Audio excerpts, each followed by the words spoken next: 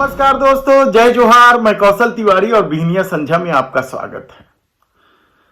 छत्तीसगढ़ के कद्दावर नेता माने जाने वाले बृजमोहन अग्रवाल के साथ लगातार हो रही उपेक्षा के बीच उनके द्वारा संसद में उठाए प्रश्न पर भी खेला होने लगा कि किस तरीके से बृजमोहन अग्रवाल के साथ खेला हुआ वह बताएं। उससे पहले हम बता देते हैं कि बृजमोहन अग्रवाल ने विधानसभा का चुनाव कभी नहीं हारा था।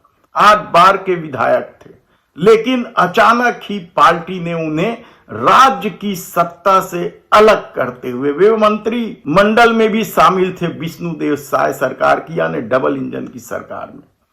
शिक्षा विभाग मिला था, दोनों तरह की शिक्षा विभाग, उच्च शिक्षा भी और स्कूली शिक्षा भी। अचानक उन्हें राज्य की राजनीति से हटाते हुए केंद्र की राजनीति में भेज दिया गया। बड़ी उम्मीद थी लोगों को कि बृजमोहन अग्रवाल को मंत्री बनाया जाएगा, लेकिन मंत्री नहीं बनाया गया। वे देश के प्रधानमंत्री नरेंद्र मोदी को खुश करने के लिए जिंदाबाद मुर्दाबाद के नारे भी संसद में लगाते देखे गए।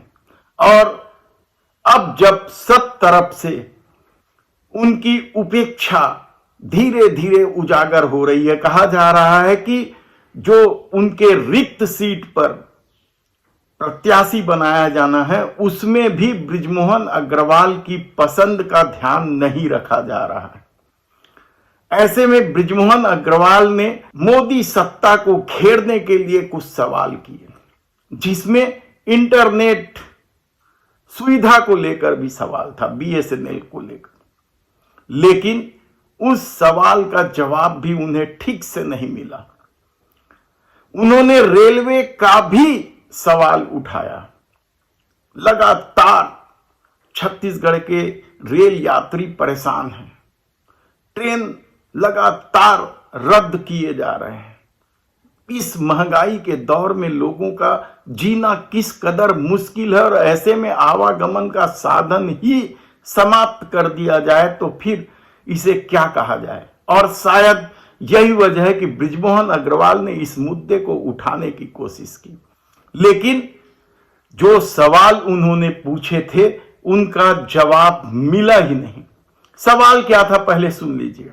माननीय अध्यक्ष महोदय, मैं माननीय मंत्री जी से जानना चाहता हूं कि पिछले 3 सालों में, क्योंकि छत्तीसगढ़ जहां पर 32% पॉपुलेशन ट्राइबल है, 12% पॉपुलेशन कास्ट की है और 42% जंगल से घिरा हुआ है, पहाड़ है, नदी है, नाले हैं, वहां पर कितनी ट्रेनें पिछले 3 सालों में निरस्त की गई, और साथ में वहां से जो रेवेन्यू मिलती है छत्तीसगढ़ के जोन से, वो रेवेन्यू देश में कौन से स्तर पर है, और भविष्य में माननीय मंत्री जी छत्तीसगढ़ के दूर क्षेत्रों में जहां आवागमन की सुविधा नहीं है वहां पर रेलवे बिछाने के लिए क्या करने वाले हैं, उसके लिए क्या योजना है, इसकी जानकारी माननीय मंत्री जी। यानी आप सोचिए कि इस सवाल का जवाब क्या रेल मंत्री को नहीं देना चाहिए, लेकिन रेल मंत्री ने इस सवाल के जवाब से कन्नी काट ली और रेल लाइन के विस्तार, नई रेल परियोजना को लेकर अपनी पीठ थपथपाते रहे।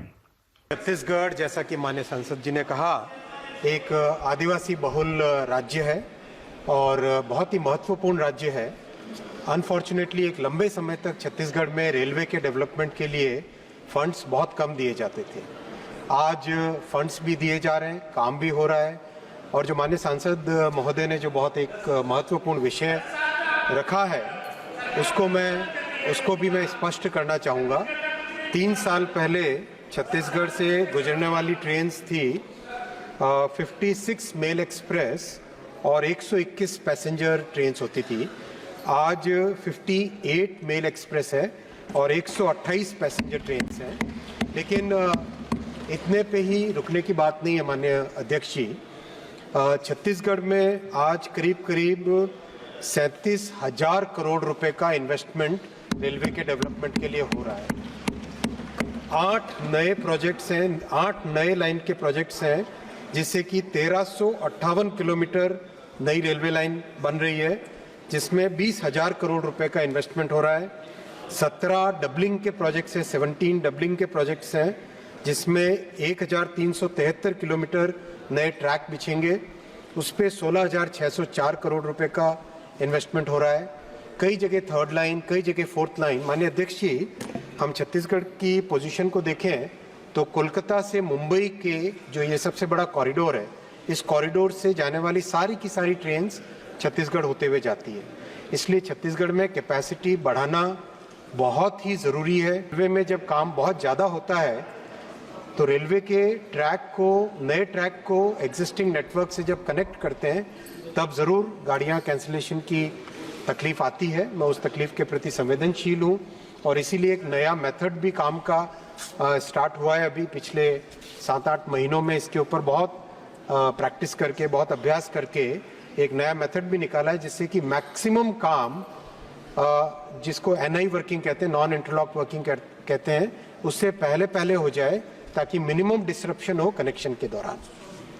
माननीय अध्यक्ष जी, मैं माननीय मंत्री जी से जानना चाहता हूं कि जो बिलासपुर रेलवे जोन है, वो जोन पूरे देश में जितनी कमाई होती है उसका कितना हिस्सा देता है, और उस हिस्से के रूप में मेरा आपसे एक बात का आग्रह भी है कि वहां पर ट्रेनें लगातार कैंसिल होने के कारण और वहां पर सड़कों की स्थिति भी नहीं होने के कारण वहां के यात्रियों को बहुत परेशानी हो रही है। तो भविष्य में क्या आप ये निर्देश करेंगे कि बहुत अति आवश्यक होने पर ही ट्रेनें कैंसिल हों, अदरवाइज कैंसिल नहीं हो? मैं आपकी जानकारी में कि 200 से ज्यादा ट्रेन पिछले 3 सालों में निरस्त की गई हैं और बार बार उसको चालू किया गया, उसके कारण यात्रियों को परेशानी हो रही है। वो आपके काम के कारण हो रही है, ये भी मुझे जानकारी है। आपके काम के कारण हो रही है, डबलिंग हो रहा है, इसके लिए हो रहा है, नई रेल लाइन बिछ रही है। तो क्या माननीय मंत्री जी, बिलासपुर का रेलवे जोन देश में कुल आय का कितना प्रतिशत हिस्सा देता है, और क्या उसकी तुलना में छत्तीसगढ़ में रेलवे में जो खर्च किया जाना चाहिए वो खर्च किया जा रहा है क्या? माननीय अध्यक्ष जी, माननीय सांसद महोदय ने बहुत ही महत्वपूर्ण मुद्दा उठाया है। ये बात सही है कि 10 साल पहले छत्तीसगढ़ के प्रति न्याय नहीं होता था न्याय। आज लेकिन न्याय हो रहा है, आज न्याय हो रहा है, आज सफिशिएंट फंड्स एलोकेट हो रहे हैं और काम भी बढ़ रहा है। और जैसा माननीय सांसद महोदय ने कहा, काम जिस तेजी से हो रहा है उसके कारण ट्रैफिक में, पैसेंजर गाड़ियों की कैंसिलेशन में दिक्कत भी हुई, और इसके लिए मैं संवेदनशील भी हूँ और आज प्रयास भी कर रहे हैं कि किस तरह से जितने से ज़्यादा काम, मान लीजिए एनआई करने में यानी कनेक्शन करने में 4 दिन लगते थे, तो आप प्रयास कर रहे हैं कि वो 3 ही दिन लगे।